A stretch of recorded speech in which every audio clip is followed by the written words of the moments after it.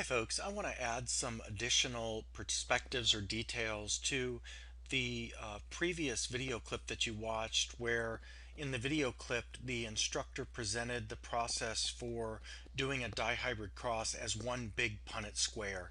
And that is certainly a possibility, but I found in my experience, it's easier to teach a dihybrid cross as actually two individual Punnett squares. And the reason we can do that is because the two genes are segregating independently of each other.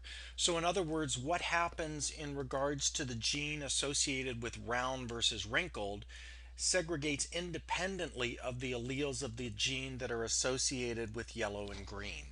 So let me just take a moment and remind you of the allele designations. The dominant allele is the round allele, that's uppercase.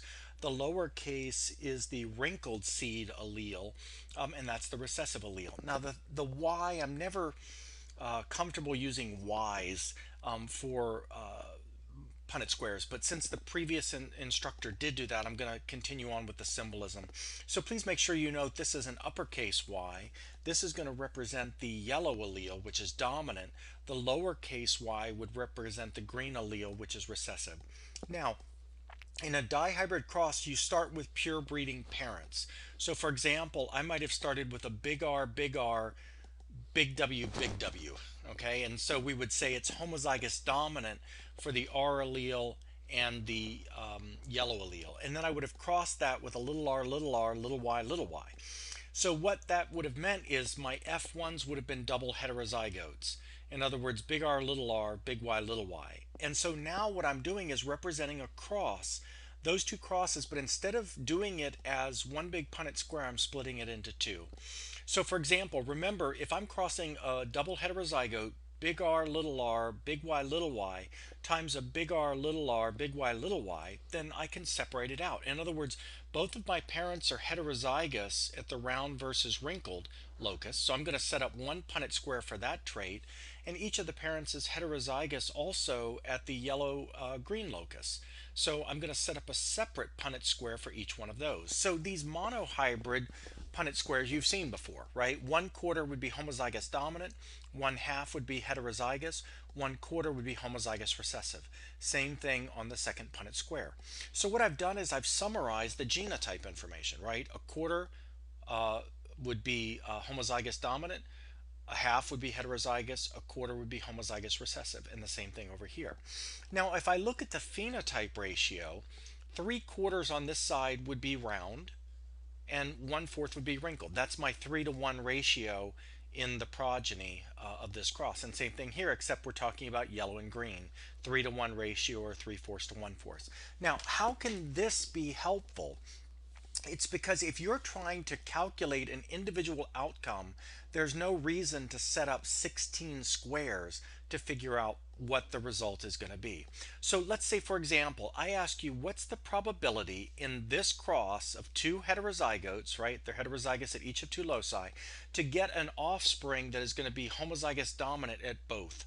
Okay, now again, we're using the AND rule because these two genes are segregating independently. If they were linked, it would change our calculation completely, but in this particular class, we're not going to go into that level of detail.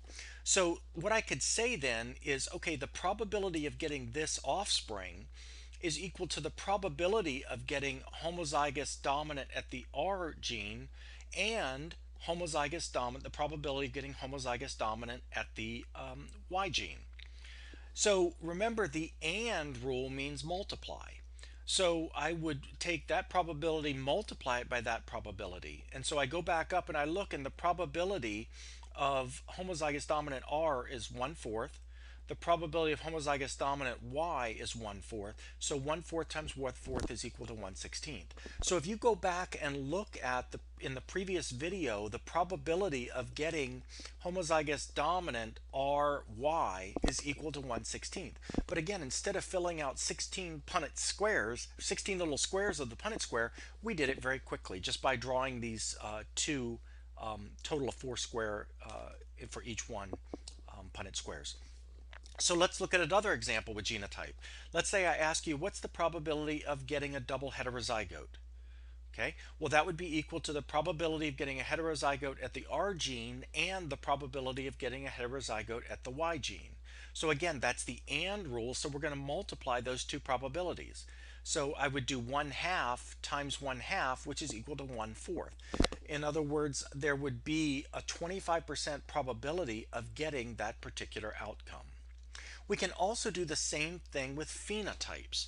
So for example, if I said, what's the probability of getting a round yellow progeny? Okay, now I'm not just saying homozygous dominant, I'm just saying it has to be round and yellow.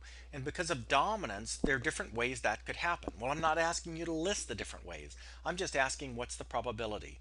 So again, we would use the AND rule. That's equal to the probability of round and, which means multiply, the probability of yellow.